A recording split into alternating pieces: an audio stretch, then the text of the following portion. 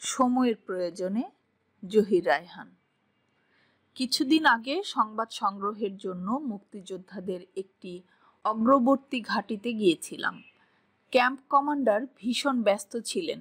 সেই ব্যস্ততার মুহূর্তে আমার দিকে একটা খাতা এগিয়ে দিয়ে বললেন, আপনি বসুন, এই খাতাটা পড়ুন বসে বসে।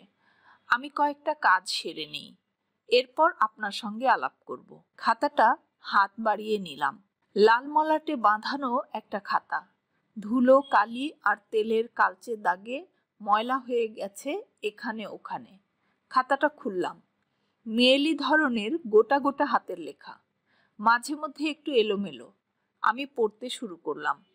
প্রথম প্রথম কাউকে মরতে দেখলে ব্যথা পেতাম, কেমন যেন একটু দুর্বল হয়ে পড়তাম। কখনো চোখের কোণে এক ফোঁটা অশ্রু হয়তো জন্ম নিত। এখন অনেকটা সহজ হয়ে গেছি। কি জানি, হয়তো অনুভূতিগুলো ভোঁতা হয়ে গেছে। তাই মৃত্যুর খবর আসে, মরা মানুষ দেখি, মৃতদেহ কবরে নামাই, পরক্ষণে ভুলে যাই। রাইফেলটা কাঁধে তুলে নিয়ে ছোট্ট টিলাটার উপরে এসে দাঁড়াই। সামনে তাকাই, বিরাট আকাশ, একটা লাউয়ের মাচা, কচি লাউ ঝুলছে, বাতাসে মৃদু দুলছে, কয়েকটা ধান ক্ষেত, দুটো তাল গাছ। দূরে আরেকটা গ্রাম। খবর এসেছে ওখানে ঘাঁটি পেতেছে ওরা। একদিন যারা আমাদের অংশ ছিল, একসঙ্গে থেকেছি, শুয়েছি, খেয়েছি, ঘুমিয়েছি, এক টেবিলে বসে গল্প করেছি, প্রয়োজন বোধে ঝগড়া করেছি, ভালোবেসেছি। আজ তাদের দেখলে শরীরের রক্ত গরম হয়ে যায়, চোখ জ্বালা করে ওঠে, হাত নিষ্পিস করে, পাগলের মতো গুলি ছুড়ি, মারার জন্য মরিয়া হয়ে উঠি। একজনকে মারতে পারলে উল্লাসে ফেটে পড়ি, ঘৃণার থুতু ছিটাই মৃতদেহের মুখে। সামনে ধান ক্ষেত, আলের ওপর কয়েকটা গরু, একটা ছাগল একটানা ডাকছে। এক ঝাঁক পাখি উড়ে চলে গেল দূরে গ্রামের দিকে। কি যেন নড়ে উঠল সেখানে। মুহূর্তে দৃষ্টি স্থির হয়ে গেল। ক্যাম্প কমান্ডারকে খবর দিলাম, স্যার, মনে হচ্ছে ওরা এগুতে পারে। তিনি একটা ম্যাপের ওপর ঝুঁকে পড়ে হিসাব করছিলেন, মুখ তুলে তাকালেন, একজোড়া লাল চোখ। গত 2 রাত ঘুমননি, অবকাশ পাননি বলে। তিনি তাকালেন, বললেন, কি দেখেছ? বললাম, মনে হলো একটা মুভমেন্ট। ভুল দেখেছ। আমাকে মাঝপথে থামিয়ে দিলেন তিনি। ওদের 2-1 দিনের মধ্যে এগোবার কথা নয়, যাও ভালো করে দেখো। চলে এলাম নিজের জায়গায়। একটানা তাকিয়ে থাকি, মাঝে মধ্যে তন্দ্রা এসে যায়, দৃষ্টি ঝাপসা হয়ে আসে, হয়তো তাই ভুল দেখি। কিন্তু বুড়িগঙ্গার পাশে লঞ্চঘাটের অপরিসর বিশ্রামাগারের যে দৃশ্য দেখেছিলাম, সেটা ভুল হওয়ার কথা নয়। শুনেছিলাম বহু লোক আশ্রয় নিয়েছিল সেখানে। যখন গেলাম দেখলাম কেউ নেই। দেখলাম মেঝেতে পুডিংয়ের মতো জমাট রক্ত, বুটের দাগ, অনেক খালি পায়ের ছাপ, ছোট পা, বড় পা, কচি পা, কতগুলো মেয়ের চুল, 2 হাতের আঙুল, একটা আংটি, চাপ চাপ রক্ত, কালো রক্ত, লাল রক্ত, মানুষের হাত, পা, পায়ের গোড়ালি, পুডিংয়ের মতো রক্ত, খুলির একটা টুকরো অংশ, এক খাবলা মগজ, রক্তের ওপরে পিছলে যাওয়া পায়ের ছাপ, অনেক ছোট বড় ধারা, রক্তের ধারা, একটা চিঠি, মানি ব্যাগ, গামছা, এক পাটি চটি, কয়েকটি বিস্কুট, জমে থাকা রক্ত, একটা নাকের নোলক, একটি চিরুনি, বুটের দাগ, লাল হয়ে যাওয়া একটা সাদা ফিতে, চুলের কাটা, দেশলাইয়ের কাঠি, একটা মানুষকে টেনে নিয়ে যাওয়ার ছাপ, রক্তের মাঝখানে এখানে ওখানে অনেকগুলো ছড়ানো, পাশের নর্দমাটা বন্ধ, রক্তের স্রোত লাভার মতো জমে গেছে সেখানে। দেখছিলাম, দেখে ঊর্ধ্বশ্বাসে পালিয়েছিলাম সেখান থেকে। আমি একা নই, অসংখ্য মানুষ পিঁপড়ের মতো ছুটছিল, মাথায় সুটকেস, বগলে কাপড়ের গাঁটরি, হাতে হ্যারিকেন, কোমরে বাচ্চা, চোখে মুখে কি এক অস্থির আতঙ্ক। কথা নেই, মৌন সবাই। সহসা কে যেন বলল, ওদিকে যাবেন না, মিলিটারি। নৌকায় করে লোকজন সব ওপারে পালাচ্ছিল। মিলিটারি ওদের ওপরে গুলি করেছে, 200-300 লোক মারা গেছে ওখানে, যাবেন না। মনে হলো পায়ের সঙ্গে যেন কয়েক মন পাথর বেঁধে দিয়েছে কেউ। একা নই, অসংখ্য মানুষ, সহস্র চোখ, হতবিহ্বল মুহূর্ত। কোন দিকে যাব? পেছনে ফিরে যাওয়ার পথ নেই। মৃতদেহের স্তূপের নিচে সে পথ বন্ধ হয়ে গেছে। সামনে এগিয়ে যাব, ভরসা পাচ্ছি না। সেখানেও হয়তো মৃতের পাহাড় পথ অবরোধ করে দাঁড়িয়ে আছে। কোন দিকে যাব? পর মুহূর্তে একটা হেলিকপ্টারের শব্দ শুনতে পেলাম, আর প্রায় সঙ্গে সঙ্গে সবাই ছুটতে লাগলাম আমরা। যে যেদিকে পারছে ছুটছে। কাচকি মাছের মতো চারপাশে ছিটকে যাচ্ছে সবাই। হেলিকপ্টার মাথার উপরে নেমে এলো। তারপর মনে হলো একসঙ্গে যেন অনেকগুলো বাজ পড়ল। মুখ থুবড়ে মাটিতে পড়ে গেলাম। কিছু দেখতে পাচ্ছি না, শুধু অনেকগুলো শব্দের তাণ্ডব। মেশিন গানের শব্দ, বাচ্চাদের কান্না, কতগুলো মানুষের আর্তনাদ, কাতরোক্তি, কয়েকটা কুকুরের চিৎকার, কান্না, মেশিন গানের শব্দ, মানুষের বিলাপ, একটি কিশোরের কণ্ঠস্বর, বাজান বাজান। হারিয়ে যাওয়া বাবাকে ডাকছে সে, বাজান বাজান। তারপর শ্মশানের নীরবতা, ঘাড়ের কাছে চিনচিনে একটা ব্যথা। ধীরে ধীরে মুখ তুলে তাকালাম, দেখলাম না, কিছুই দেখতে পেলাম না। সব কিছু ঝাপসা হয়ে এলো। চারপাশে অন্ধকার নেমে আসছে। বুঝতে পারলাম জ্ঞান হারাচ্ছি কিংবা মারা যাচ্ছি। সামনে ধান ক্ষেত, একটা লাউয়ের মাচা, কচি লাউ ঝুলছে, পেছনে কয়েকটা বাঁশ বন, আড়ালে 4-5টা তাঁবু, একটা পুরনো দালান, ওখানে আমরা থাকি। মোট 27 জন মানুষ। প্রথম 19 জন ছিলাম, 8 জন মারা গেল মর্টারের গুলিতে। ওদের নামিয়ে দিয়ে যখন ক্যাম্পে ফিরলাম তখন আমরা 11 জন। একজন পালিয়ে গেল সে রাতে, গেল আর এলো না। আরেকজন মারা গেল হঠাৎ অসুখ করে। কি অসুখ বুঝে ওঠার আগেই হাত পা টান টান করে শুয়ে পড়ল সে, আর উঠল না। তার বুক পকেটে একটা চিঠি পেয়েছিলাম, মায়ের কাছে লেখা। মা, আমার জন্য তুমি একটুও চিন্তা করো না মা, আমি ভালো আছি। চিঠিটা ওর কবরে দিয়েছি। থাকো, ওখানেই থাকো। তখন ছিলাম 9 জন, এখন আবার বেড়ে 27-এ পৌঁছেছি। 27 জন মানুষ, নানা বয়সের, ধর্মের, মতের। আগে কারো সঙ্গে আলাপ ছিল না, পরিচয় ছিল না, চেহারাও দেখিনি কোনোদিন। কেউ ছাত্র ছিল, কেউ দিনমজুর, কৃষক, কিংবা মধ্যবিত্ত কেরানি, পাটের দালাল, অথবা পদ্মাপাড়ের জেলে। এখন সবাই সৈনিক, একসঙ্গে থাকি, খাই, ঘুমোই। রাইফেলগুলো কাঁধে তুলে নিয়ে যখন কোনো শত্রুর সন্ধানে বেরোই তখন মনে হয় পরস্পরকে যেন বহুদিন ধরে চিনি, জানি, অতি আপনজনের মতো অনুভব করি। মনে হয় দীর্ঘদিনের আত্মীয়তার এক অবিচ্ছেদ্য বাঁধনে আবদ্ধ আমরা। আমাদের অস্তিত্ব ও লক্ষ্য দুই এক। মাঝে মধ্যে বিশ্রামের মুহূর্তে গোল হয়ে বসে গল্প করি আমরা। অতীতের গল্প, বর্তমানের গল্প, ভবিষ্যতের গল্প, টুকিটাকি নানা আলোচনা। ওষুধ ফুরিয়ে গেছে, আনতে হবে। কদিন ধরে শুধু ডাল ভাত চলছে। একটু মাছ আর মাংস পেলে মন্দ হতো না। 27 জন মানুষ আমরা, মাত্র 9টা রাইফেল। আরও যদি অস্ত্র পেতাম, সবার হাতে যদি একটা করে রাইফেল থাকতো, তাহলে সেদিন ওদের একজন সৈন্যও পালিয়ে যেতে দিতাম না। মোট 200 জনের মতো এসেছিল ওরা। 45টা লাশ পেছনে ফেলে পালিয়েছে। তাড়া করেছিলাম আমরা, খেয়াপার পর্যন্ত। গুলি ফুরিয়ে গিয়েছিল বলে ফিরে চলে এসেছি। এসে দেখি আশেপাশের গ্রাম থেকে অসংখ্য ছেলে, বুড়ো, মেয়ে, গেরস্ত বাড়ির বউ ছুটে এসেছে সেখানে। কারো হাতে ঝাঁটা, দা, কুড়াল, খুন্তি। মৃতদেহগুলোর মুখে ঝাঁটা মারছে ওরা। কুড়াল দিয়ে টুকরো টুকরো করে ফেলছে ওদের হাত, পা, মাথা, বুকের পাঁজর। দা দিয়ে কুপিয়ে কুপিয়ে একটা মৃতদেহকে শত টুকরো করতে করতে জনৈক বৃদ্ধ চিৎকার করে কাঁদছিলেন। আমার পুলাডারে মারছোস, বউডারে নিয়া গেছোস, মাইয়াডারে পাগল করছোস, আমার সোনার সংসার পুরাইয়া দিছোস। আল্লাহর গজব পড়ব, আল্লাহর গজব পড়ব। ঘৃণা, ক্রোধ, যন্ত্রণা। আমরা বাধা দিলাম, আর প্রায় সঙ্গে সঙ্গে ডুকরে কেঁদে উঠল ওরা। করুণ বিলাপ শুরু করলো। বিলাপের অবসরে নিজেদের সহস্র দুঃখ বেদনার ইতিহাস বর্ণনা করতে লাগলো। ছেলে নেই, স্বামী নেই, স্ত্রীকে ধর্ষণ করেছে, যুবতী মেয়েটাকে ধরে নিয়ে গেছে 3 মাস হলো। হালের গরু, গোলার ধান, গায়ের অলংকার কিচ্ছু নেই, সব লুট করেছে। ঘৃণা, ক্রোধ, যন্ত্রণা, এত সব বুকে নিয়ে ওরা বাঁচবে কেমন করে?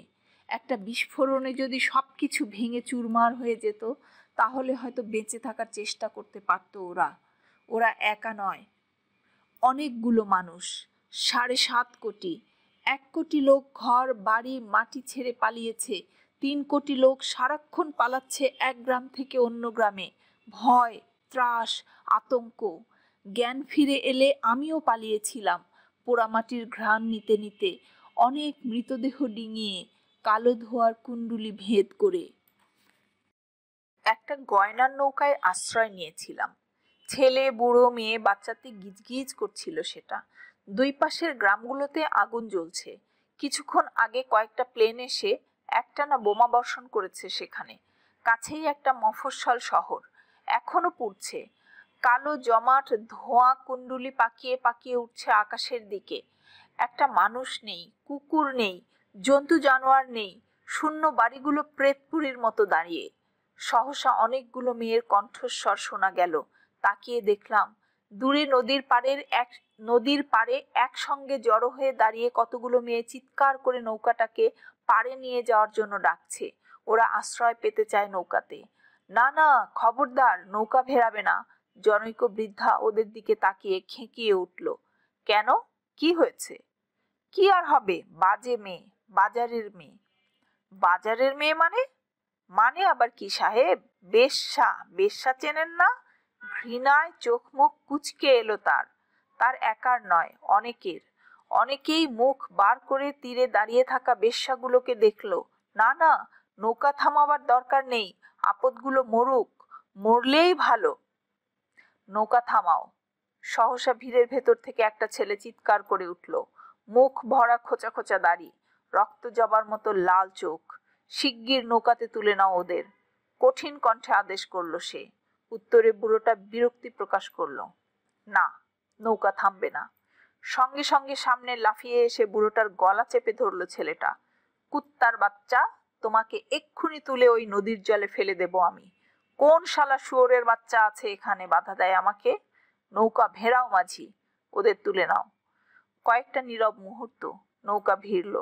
ভয়ে আতঙ্কে অর্ধমৃত বেশ্যাগুলো ভেড়ার পালের মতো নৌকায় এসে চড়ল। ছোট বেশ্যা, মাঝারি বেশ্যা, বড় বেশ্যা, কিশোর বেশ্যা, যুবতী বেশ্যা, বৃদ্ধ বেশ্যা। ঘৃণায় একপাশে সরে গেল নৌকার কুলীন যাত্রীরা।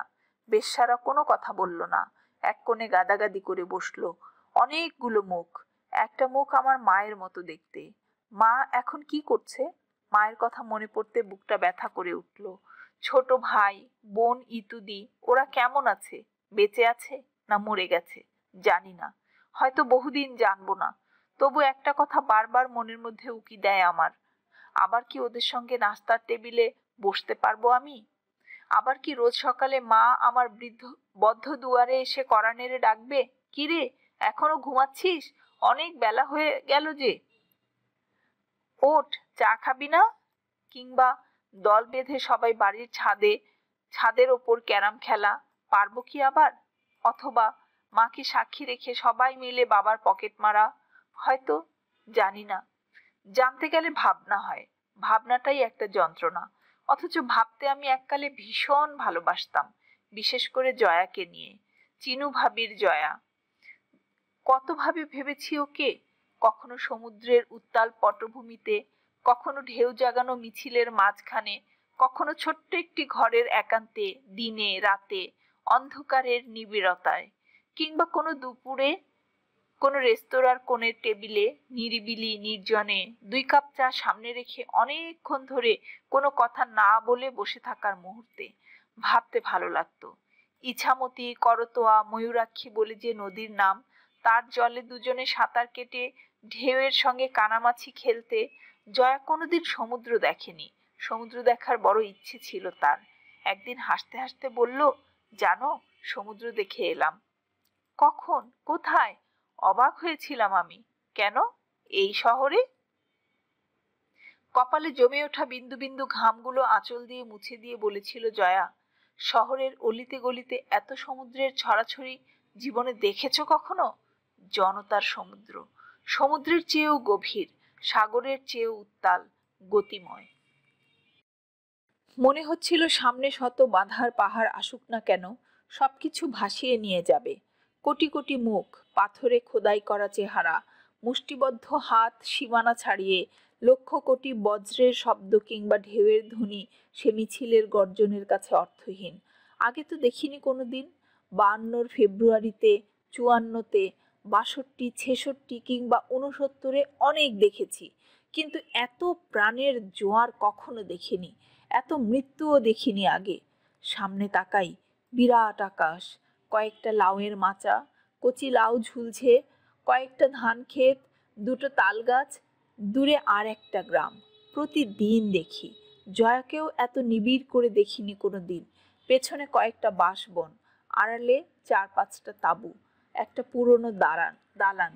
সে দালানের গায়ে কাঠ কয়লা দিয়ে অনেক ছোট ছোট রেখা এঁকেছি আমরা, ওগুলো মৃতের হিসেব, আমাদের নয়, ওদের।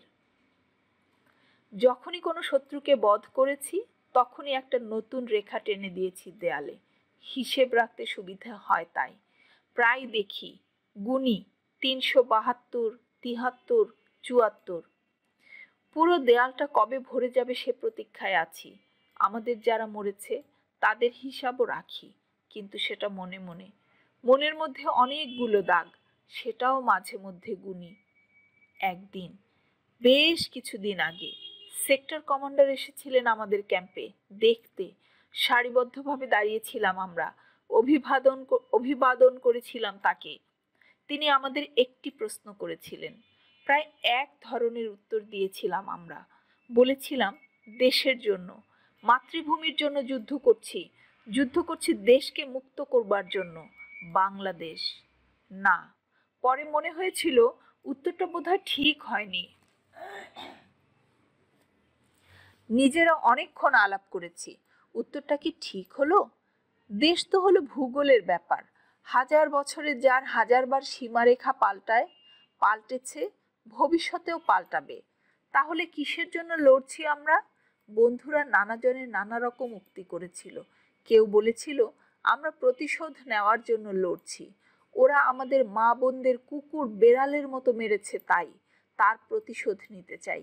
কেউ বলেছিল আমরা আসলে অন্যায়ের বিরুদ্ধে লড়ছি, ওই শালারা বহু অত্যাচার করেছে আমাদের ওপর, শোষণ করেছে, তাই ওদের তাড়ানোর জন্য লড়ছি। কেউ বলেছিল আমি অত শত বুঝি না মিয়ারা, আমি শেখ সাহেবের জন্য লড়ছি। কেউ বলেছিল কেন লড়ছি জানো? দেশের মধ্যে যত গুন্ডা, বদমাশ, ঠগ, দালাল, ইতর, মহাজন আর ধর্ম ব্যবসায়ী আছে, তাদের সবার পাছায় লাথি মারতে। আমি ওদের কথাগুলো শুনছিলাম, ভাবছিলাম, মাঝে মধ্যে আলোচনায় অংশ নিতে গিয়ে তর্ক করছিলাম, কিন্তু মন ভরছিল না। কিসের জন্য লড়ছি আমরা? এত প্রাণ দিচ্ছি, এত রক্তক্ষয় করছি, হয়তো সুখের জন্য, শান্তির জন্য, নিজের কামনা বাসনাগুলোকে পরিপূর্ণতা দেওয়ার জন্য, কিংবা শুধু বেঁচে থাকার তাগিদে, নিজের অস্তিত্ব রক্ষার জন্য, অথবা সময়ের প্রয়োজন মেটানোর জন্য লড়ছি আমরা। অত শত ভাবতে পারি না, আমার ছোট মাথায় অত ভাবনা এখন আর ধরে না, ব্যথা করে। যেটা বুঝি সেটা সোজা, আমাদের মাটি থেকে ওদের তাড়াতে হবে, এটাই এখনকার প্রয়োজন। দেয়ালের রেখাগুলো বাড়ছে, মনের দাগও বাড়ছে প্রতিদিন। হাতের কবজিতে এসে একটা গুলি লেগেছিল কাল, সেটা হাতে না লেগে বুকে লাগতে পারত, মাত্র 2 আঙ্গুলের ব্যবধান। এখন কদিন বিশ্রাম। মা কাছে থাকলে মাথায় হাত বুলিয়ে দিত, কাঁদতো, বকুনি দিয়ে বলতো, বাহাদুর, অত সামনে এগিয়ে গিয়েছিলি কেন? সবার পেছনে থাকতে পারলি না? আর অত বাহাদুরির দরকার নেই বাবা, ঘরের ছেলে এখন ঘরে ফিরে চলো। ঘর, সত্যি মানুষের কল্পনা বড় অদ্ভুত। ঘর বাড়ি কবে ওরা পুড়ে ছাই করে দিয়েছে, তবু ঘরের কথা ভাবতে চায় মন। খবর পেয়েছি মা, বাবা, ভাই বোন ওরা সবাই কোথায় যেন চলে গেছে, হয়তো কোনো গ্রাম, কোনো গঞ্জে, কোনো উদ্বাস্তু শিবিরে, কিংবা না, ওটা আমি ভাবতে চাই না। জয়ার কোনো খবর নেই। কোথায় গেল মেয়েটা জানি না, জানতে গেলে ভয় হয়। শুধু জানি এ যুদ্ধে আমরা জিতবো, আজ নয় কাল, নয়তো পরশু। একদিন আমি আবার ফিরে যাব আমার শহরে, আমার গ্রামে। তখন হয়তো পরিচিত অনেক মুখ সেখানে থাকবে না, তাদের আর দেখতে পাবো না আমি। যাদের পাবো তাদের প্রাণ ভরে ভালোবাসবো। যারা নেই কিন্তু একদিন ছিল, তাদের গল্প আমি শোনাবো ওদের। সেই ছেলেটির গল্প, বুকে মাইন বেঁধে যে ট্যাঙ্কের সামনে ঝাঁপিয়ে পড়েছিল, কিংবা সেই বুড়ো কৃষক রাইফেলটা হাতে তুলে নিয়ে যে মৃদু হেসে বলেছিল চললাম, আর ফিরে আসেনি। অথবা উদ্বাস্তু শিবিরের 5 লাখ মৃত শিশু, 10,000 গ্রামের আনাচে কানাচে 1 কোটি মৃতদেহ।